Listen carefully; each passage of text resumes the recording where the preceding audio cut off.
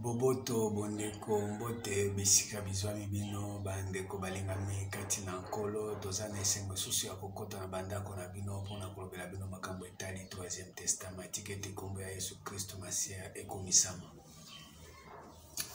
Merci beaucoup. Nakanisi tozo koba na oyo tozo bela tinetali Église ya Nzambe. Église ya Nzambe ezali esika oyo libanga ezali pour Jésus azolo badozo ngelango. Pierre, sur cette pierre je bâtirai mon église et les portes de séjour des morts ne se prévendront plus. Wanande maloba ya Yesu Masia pona tinetali esika nini église ezali esika Pierre ezali. Po lelo bato ebele bazoluka Nzambe Nzambe asala Nzambe aloba Nzambe apesa Nzambe exaucer ba prière. Si on Nzambe exaucer ba prière ndenge nini soki ozokota na église te esenge kokende na église osoko koti na église o ezali corps du Christ nde place oyo Nzambe mabondeli na ye azalaka sensible mpona koyoka mabondeli pe azalaka prêt mpona korépondre. Et moi je te dis, dans Matthieu 16, 18, et moi je te dis que tu es Pierre et que sur cette pierre je bâtirai mon église et que les portes de séjour des morts ne se prévaudront point contre elle. Yangwana ezamaloba Jésus a cité, je te donnerai les clés du royaume. Dans la promesse et au ezali na kati ya église. Église ya Yesu Masia, clé ya royaume. Je te donnerai les clés du royaume des cieux. Ce que tu lieras sur la terre sera lié dans le cieux. Et ce que tu délieras sur la terre sera délié dans le cieux. Problème à Jésus. Ah, Nzambe. Pasi, pasi yoka pasi. Oh, maloba ya 19 fois, pesinga pasi mingi na motema. Je te donnerai na kopesa yo soko koti na église o esika Pierre ezali Pierre o Jésus azo bâtir nango église na ye mbala moko Jésus azo pesa promesse obi na kopesa yo clé fongola ya royaume de cieux, pas royaume de la terre, pas royaume du ciel, puisque royaume de cieux c'est là où pouvoir est fandi. Le royaume du ciel ezali esika oyo bitumbe ezali na kati ya nini ya royaume parce que il y guerre dans le ciel. Apocalypse 12 verset 7. Mais soko tali na royaume des cieux, soko arrivé ko atteindre cieux, kuna guerre ezalaka vraiment makasi te parce que moto ya zoloba na kati ya cieux, oyo azoyoka makambo na kati ya cieux azali na libanga. Mais muto azoyoka na ciel, o azoyoka makambo na terre, aza na libanga te, aza na zelo, basala ye na zelo. Toza na deux personnalités. Eza na batu mususu basala bango na mabanga, eza na batu mususu basala bango na zelo. Siko batu ya zelo, okokuta bango wapi na ciel, na terre. Batu ya mabanga, okokuta bango wapi na cieux, na lieu très haut. Puisque na cieux, de ezali création ya monde ya Nzambe. Au commencement, Dieu créa les cieux et la terre. Il n'a pas créé les ciels et la terre. Non. Il a créé les cieux et la terre. Point. Balingami katina nkolo. Jésus a zopesa Pierre o ezan église na ye pouvoir. Alors bibo soki ya solo Pierre na kati ya Pierre batongi ndaku na ngai na kopesa yo clé fungola ya royaume de façon que oyo ko fungola moto kanga zate o pe yo ko kanga moto fungola zate baningami kati na kolo. Mais makambo ana ti lelo na ba église nyonso esai mate parce que ba clé wana ti lelo bwakisango.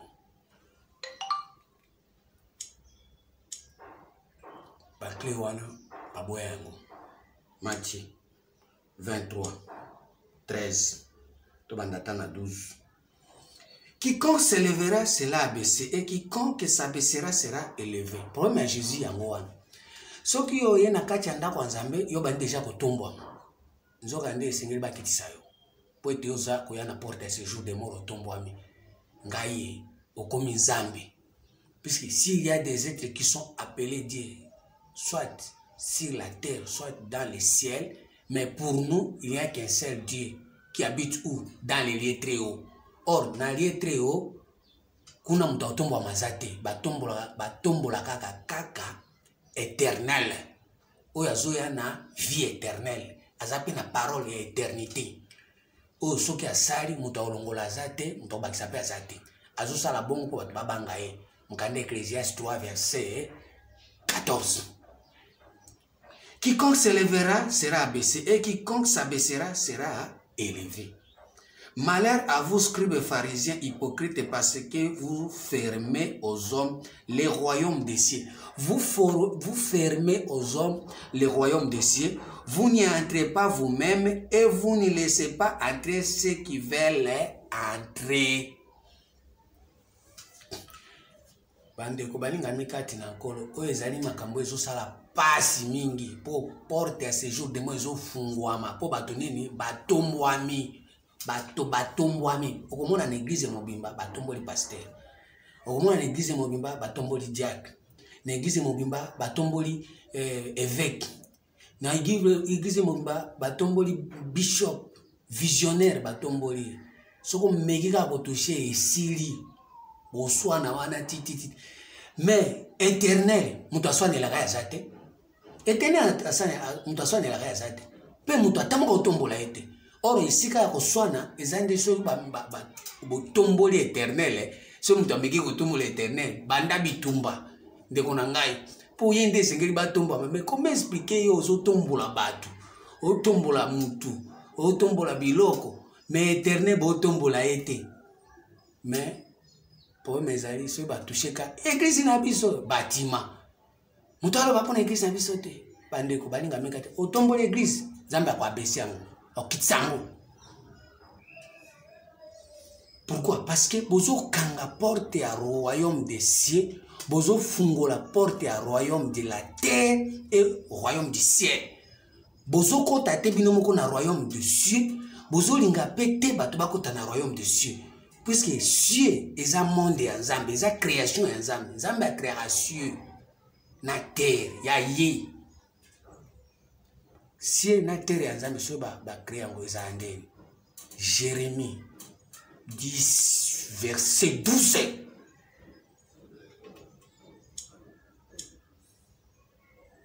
Jérémie 10 12. Yoka cieux na terre en Zambie ndenge zalaka. Il a créé la terre par sa puissance. Il a fondé le monde par sa sagesse. Il a étendu le ciel par son intelligence. Ah, mais ça m'a cambié ciel, terre. Ça m'a cambié ciel, na terre et Genèse 1:1. Il a créé la terre par sa puissance. Ça veut dire terre et Onzamba créé, ils ont la puissance. Ciel, Onzamba créé, ils ont l'intelligence. Si le monde en Zambie, ils ont la sagesse. Pour tango okutani na monde en Zambie, ils ont la terre, ils ont la puissance. Okutani na monde, ils ont la sagesse. Okutani na cieux, ils ont l'intelligence. À ce moment-là, des volontés en Zambie, ils ont salema, ils ont éternel. Ah, Zambie, na koka makambo aboye kolo. Opesinga mawa na lela soki na suka ndenge nini. Matthieu 7 verset 21 à 23. Opesinga mawa nzambe, opesinga mawa. Ceux qui me disent Seigneur, Seigneur n'entreront pas tous dans le royaume. Ce n'est pas tout ce qui dit Seigneur, Seigneur, mais beaucoup dans le royaume, royaume des cieux. Beaucoup dans le royaume de la terre. Beaucoup dans le royaume du ciel. Mais le royaume des cieux, beaucoup dans la terre. Ceux qui me disent Seigneur, Seigneur n'entreront pas tous dans le royaume des cieux. Mais celui-là, celle qui fait la volonté de mon Père qui est dans le ciel. De mon Père qui est dans le ciel. Ce n'est pas dire de mon Père qui est dans le ciel. Ce n'est pas dire de mon Père qui est sur la terre. Quelle terre? Il y a ciel na terre. Puisque ciel na terre, ezali monde, il y a diabou. Et si kanini, Nzambe atiaki ba luminaire, ba soleil, ba lune, ba étoile, Genèse 1, verset 14 à 17. Kuna ezaba petit luminaire, na ba grand luminaire de yeux éclairés. Mais cieux, na terre, ezali lumière, ou ezali Christo, nde azo éclairé. L'unique personne, ce qui a tiré lumière, a appelé en gros jour, a séparé jour na ténèbres. Au coup de sous ténèbres, na katia jour, il y a Jésus te. Au coup de la lumière. Or, lumière, wana, Jésus a zoro, Jean 11, verset 9 à 10. N'y a-t-il pas 12 heures au jour? Celui qui marche dans les jours ne bronche point parce qu'il voit la lumière de ce monde. Jean 9, verset 5, Jésus a l'obéi. Pendant que je suis dans le monde, je suis la lumière du monde. Quel monde? Monde terre et en puissance. Monde et en sagesse. Monde cieux et en intelligence. À ce moment-là, royaume et Nzambe au côté, bapesi fungola de façon que oyoko kanga muto fungola zate, oyoko fungola muto kanga zate. À ce moment-là, église Nzambe, pierre vivante, rejetée par les hommes, choisie, précieux devant Dieu, et fandi nanda kwa Nzambe. Porte à séjour de mort et sainini, et kangami, et fungwa maisusu te. Mutu soka alingi koyana ba séjour de mort. Séjour de mort. Séjour de mort. Isawapi. Séjour de mort. Proverbe 15, verset 24. Séjour de mort. Isawapi. Porte à séjour de mort. Proverbe 15, verset 24. 24, le Bible. Pour les sages, les sentiers de la vie mènent en haut. En haut, wapi. Et si kanini éternel azali. L'éternel habite dans les lieux très hauts, dans la sainteté. Pour les sages, les sentiers de la vie mènent en haut afin qu'ils détournent du séjour des morts qui est en bas. Mutusu soit na porte à séjour des morts, o ezana se koloba makambo a terre à terre. Makambo na biso, makambo toyebi, makambo a mboka, tangi Bible bi makambo a mboka, utangi Bible bi makambo association, utangi Bible bi makambo ya vanité. Non, la porte à séjour des morts qui est en bas et qu'on a la fermer. Mutusu soit fungolango te parce que l'église Nzambe ezana pierre. Pierre vivante, rejetée par les hommes, mais choisie, précieux devant Dieu. 1 Pierre 2, verset 3. 1 Pierre 2, verset 3. Si vous avez goûté que le Seigneur est bon, approchez-vous de lui, pierre vivante, rejetée par les hommes, mais choisie et précieux devant Dieu. Et vous-même, Yomokopé, vous osez sentir que vous avez la pierre. Comme des pierres vivantes, édifiez-vous pour former une maison spirituelle, un saint sacerdoce, afin d'ouvrir des victimes spirituelles agréables à Dieu par Jésus-Christ. Des victimes spirituelles. Parmi les victimes spirituelles, ce n'est que Jésus. Il y a la première victime. Mkanda Romain. Romains 10, verset 9. Romains 10, 9. Victime spirituelle est à Jésus. Le Bible. Si tu confesses dans ta bouche le Seigneur Jésus et si tu crois dans ton cœur que Dieu va le ressusciter de mort, as victime. Akufa déjà bobo mai. As victime spirituelle. Si tu confesses de ta bouche le Seigneur Jésus, et si tu crois dans ton cœur que Dieu l'a ressuscité de mort, tu seras sauvé. Moi, je suis condition comme je suis na kati ya motema na yo. Si tu confesses dans ta bouche le Seigneur Jésus, et si tu crois dans ton cœur, et c'est ce que je crois libanda na ote, pour batu nyonso oyo bazana pierre vivante te, bazo croire na makamba libanda na bango. Jésus a joué baptême na mai bakimi mbangu na njiri. Jésus a lia kilipa bakimi na boulangerie. Jésus a kendeki na Jérusalem bafuti tike bake Jérusalem. Jésus a fandaki na bayekoli na ye na se anzete bakimi mbangu baluki banzete. Olia koluka nzete na kati ya motema. Olia koluka Jérusalem na kati ya motema. Olia koluka piscine to fleuve na kati ya motema. Non, bakeli bande ya motema. Batie Jésus victime. Si vous êtes victime, il faut qu'on ressuscite Jésus. Si vous ressuscitez Jésus, molinga mikati na nkolo yende aza victime ya liboso po ete ye pe aza pierre vivant boboma ye bo détruisa bonzambe boboya bonzambe boboya ko réveiller bonzambe nango na bonzambe za kokufa yango sikoyo faut confire yango po ete yango nde sengeli esekwa po soki esekwi na kati ya moko na moko nde église ya Nzambe etongami so Jésus ate asekwi te yende pierre vivante. Acte 4 verset 10 à 12 totanka 10. Sachez-le tous et que tous les peuples d'Israël le sachent, c'est par le nom de Jésus-Christ de Nazareth que vous avez été crucifié et que Dieu l'a ressuscité des morts. C'est par lui que cet homme se présente en pleine santé devant vous. Ce que Jésus va sécuiser de moutako comme na santé à malam. Ce que Jésus a sécuité, batnos baza na santé te ba malade ba kufi.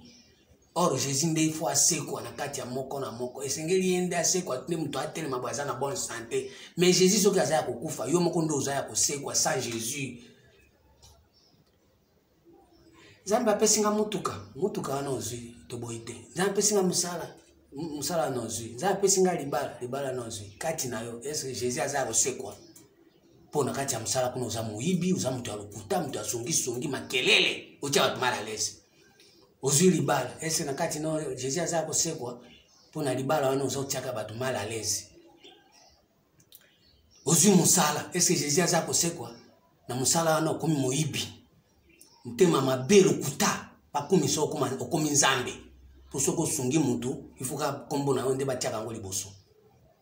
Jésus aza kokufa yonde oza ya kosekwa na biloko na yo. Ase momala ba victime spirituelle ezate oza na victime charnelle makamuna yonde kufa yango nde sekwi. Victime charnelle. Victime diabolique. Po diable pe matsa na ngomba ala kisi bango biloko nyonso bitala na kopesa yo. Yo potabia biloko na ngai kufanta diable abengi ngai tikana fuka mela ya opesa ngo moni pe fuka mibo ya pesi pe yo pesio musala pesio libala pesio bana pesio voyage pesio passeport. Mais Jésus a opesa yo diable a opesa Jésus te akose ko s'appelle Jésus te. Romains 1:2. Romains 1:2.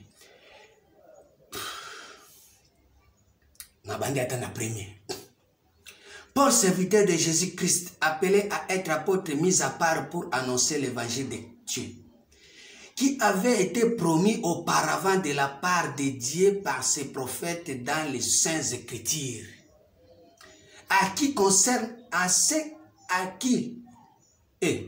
qui concerne son fils né de la postérité de David selon la chair. Or, Jésus a botamaki selon prospérité à David en dingue en zoto.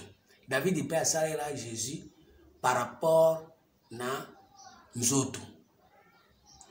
Déclaré fils de Dieu avec puissance selon l'esprit de sainteté.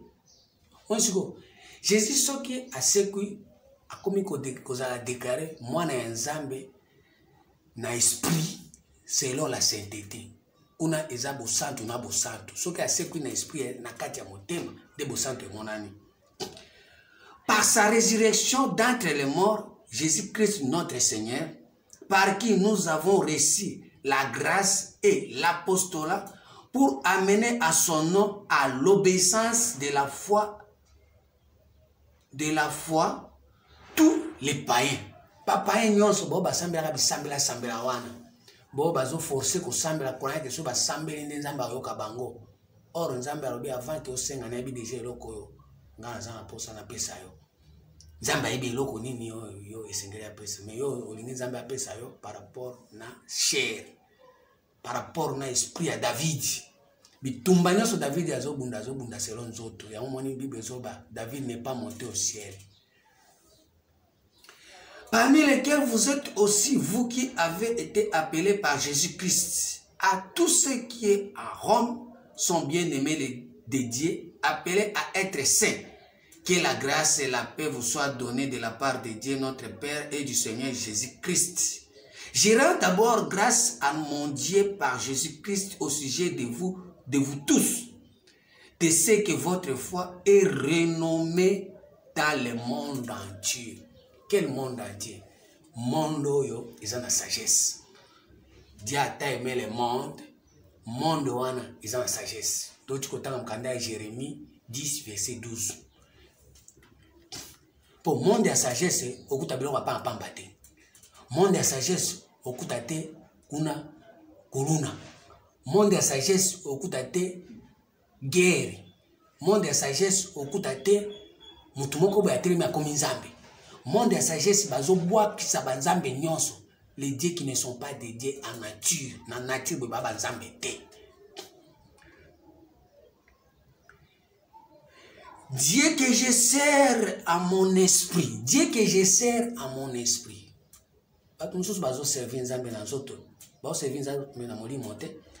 Dieu que je sers à mon esprit dans l'évangile de son Fils, mes témoins que j'ai fait sans cesse mention de vous, demanda continuellement dans mes prières d'avoir afin, par sa volonté, le bonheur d'aller vers vous. Awa sikoyo mutoyo azulu ba makambo eza Paul. Yepe asa komi na esprit ya pierre vivante. Siko soko komi na esprit ya pierre vivante eko pousser yo okende ko pesa ba victime spirituelle. Tango zo kende ko pesa ba victime spirituelle, ça veut dire quoi? Ozolinga te ofande su kimia na kolakisaka bato, na kozanga kolakisaka bato makambo yo eza ya bonzambe o eza l'éternité. Parce que c'est l'esprit des éternités.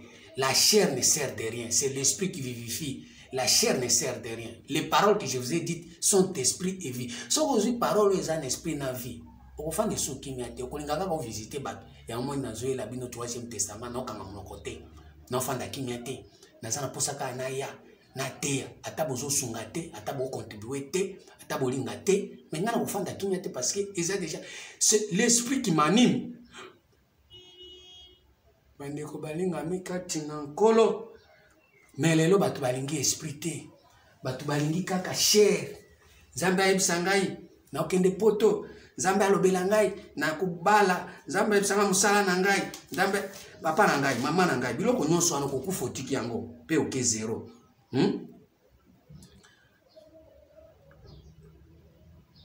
Mais soki lelo Nzambe asungi yo na ndenge tozoloba boye. Soki lelo Nzambe asungi yo, oyebi makambo ya Nzambe oyo, bolingo ya Nzambe en esprit, ata okufi molimo na okende pa Nzambe. Pamba te, mkanda ya Job 21, verset 22. Elobi bon. Job 21, verset 22. Est-ce que Dieu condamnera de la science à lui qui gouverne les esprits célestes? Lui qui gouverne les esprits célestes. Dieu gouverne les esprits célestes. Dieu ne gouverne pas la chair. So lingi chair ba gouverner qui est en classe. Yoka mi ba conseil à famille. To sa mi beko ya libota na bino. Wana chair ko za malamu. Et puis chair eza Nzambe te. La chair ne sert de rien. Mais les lois sont tellement de près. Bato balingi esprit te. Bato balingi ka chair. Il y a un moment Genèse 6 verset 3. Alors l'Éternel dit, mon esprit ne restera pas toujours dans l'homme, car l'homme n'est que chair. L'homme n'est que chair. Jude 1,19. Ce sont ceux qui provoquent des divisions. Homme sensuel n'ayant pas l'esprit. N'ayant pas l'esprit, pas un esprit. Bazo kakani ba division. Or division eza Nzambe te. Nzambe eza unité. Tant que aza na kati ya unité nde aza na kati na nzambe, mutu aza na kati ya division aza na nzambe. Te yango moni na kati ya unité bazobenga yango corps de Christ, diversité. Or na kati ya diversité mutu na mutu ana talent na ye, mutu na mutu ana don na ye. Et puis don wana nde eza ba victime spirituelle na sina lobi yango. Yango nde sikoyo ekufa. Esenge sikoyo mutu na mutu ameka ko réveiller, ko ressusciter, ko renouveler. Ah, bino batu bolela français.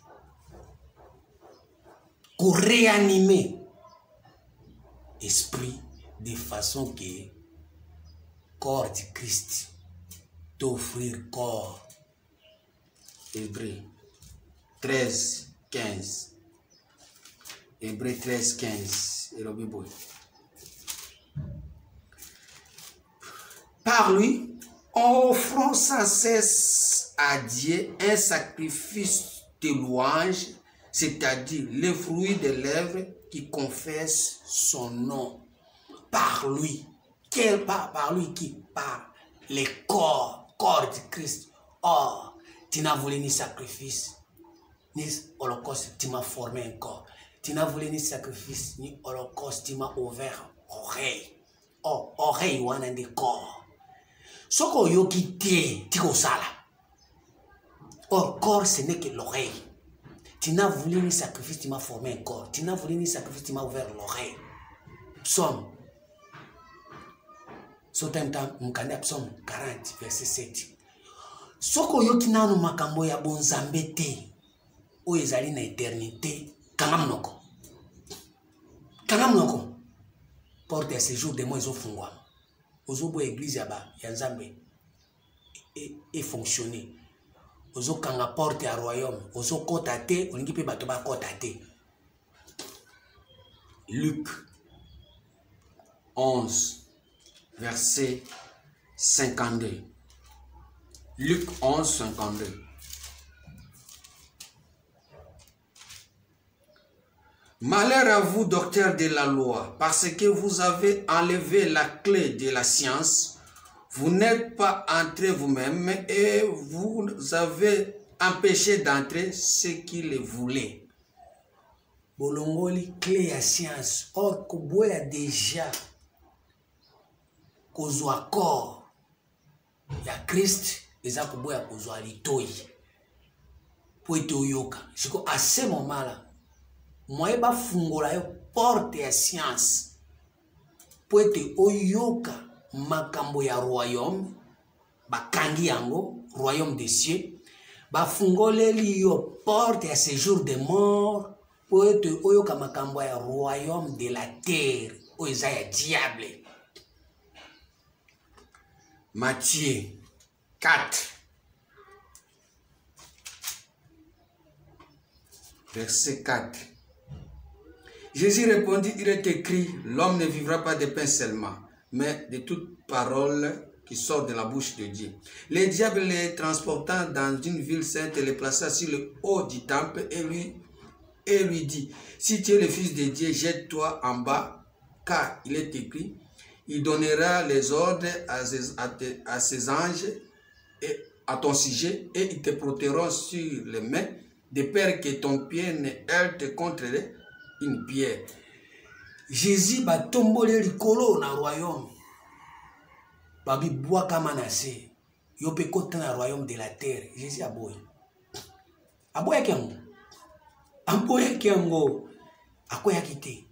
Mais ba Jésus alelo, batona Jésus alelo au royaume de la terre. Jette-toi en bas. Jésus aboy ki. Jean 18, 36. Jésus aboy. Continue version na komona Jésus aboy ki. Jean 18, 36. Et le Bible. Mon royaume n'est pas de ce monde, répondit Jésus. Si mon royaume était de ce monde, mes serviteurs auraient combattu pour moi afin que je ne fusse pas livré aux Juifs. Mais maintenant, mon royaume n'est pas d'ici-bas. Royaume d'ici-bas, royaume terrestre. Or, royaume Nzambe eza clé na ye ya science. So ba fungoli clé ya science wana. Okoti na royaume des cieux. Mbala moko oyoki makambo ya likolo, makambo ya très haut. Or, le royaume des cieux, ezali litoi oyo ezoyoka makambo ya likolo. Esaïe 1, 2. Esaïe 1, 2. Elobi boy.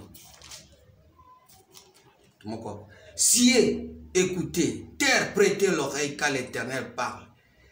J'ai nourri et élevé des enfants, mais ils se sont révoltés contre moi. Cieux, écoutez. Cieux, écoutez. Et cieux, yokaka. Balinga mikati na nkolo. Cieux, yokaka. Yango moni Bible zolo bila biso na Jérémie toti kotanga 10 verset 13. Bobi nzambe asali cieux na nini? Na intelligence. Soki pe na psaume 89 verset 12. Psaume 89 12. Ah bah verset nde lobaka. Bible nde lobaka. Oyo nango etali yo. C'est à toi qu'appartient le ciel et la terre. C'est toi qui as fondé le monde et ce qu'il renferme. C'est à toi qu'appartient le ciel et la terre. Eza yonde litoi epesameli yo. Terre epesameli yo. Cieux, écoutez, Deutéronome 32, verset 2. Cieux, prêtez l'oreille et je parlerai. Terre, écoute la parole de ma bouche. Terre yokaka. Terre yokaka iloba ya Nzambe. Siko terre nini ya Genèse 1:1. Ba terre na bino te. Terre na bino eza informe vide. Terre na bino eza informe vide. Yango wana lelo bozoko ka kosala makambo ya Nzambe te. Terre eza informe vide. Or terre ya Nzambe yokaka. Or terre ya Nzambe soko yoki ça veut dire Nzambe asalaki yango na nini? Na kanda ya Job 12, 8. Job 12, 8. Elobi boy.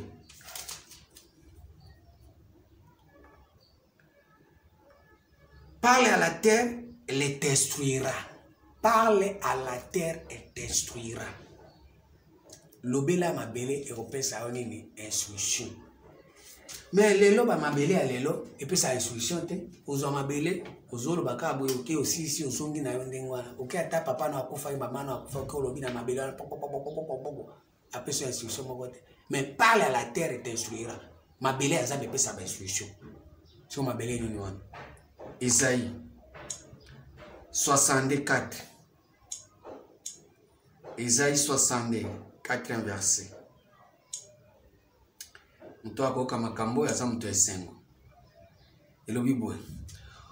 ne te nommera plus délaissé, on ne nommera plus ta terre désolation, mais on t'appellera mon plaisir et l'on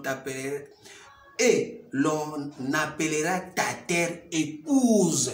On appellera ta terre épouse. Ça veut dire Dieu qui a créé les cieux et la terre, il a créé l'épouse.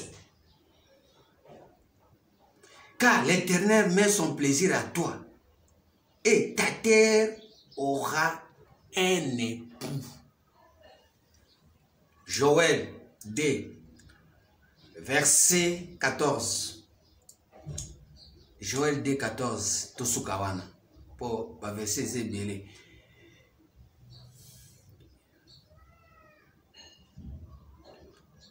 Joël 2, 14.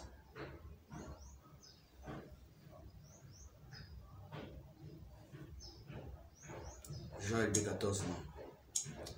Voilà. Joël 2, 14, c'était. Ok, na Esaïe. Esaïe 11, 9.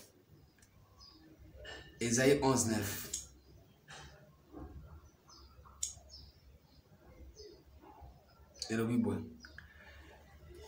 Il ne se fera ni tort ni dommage sur toute ma montagne sainte, car la terre sera remplie de la connaissance de l'Éternel, comme le fond de la mer par les eaux qui la couvrent.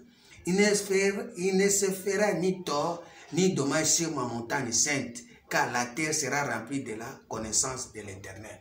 La terre sera remplie de la connaissance de l'Éternel. Ce qui Teresa remplit de connaissance éternelle et comme épouse. À ce moment-là, Nzambe akelaki cieux na terre atongi église na ye po yende mobali église na yende mwasi.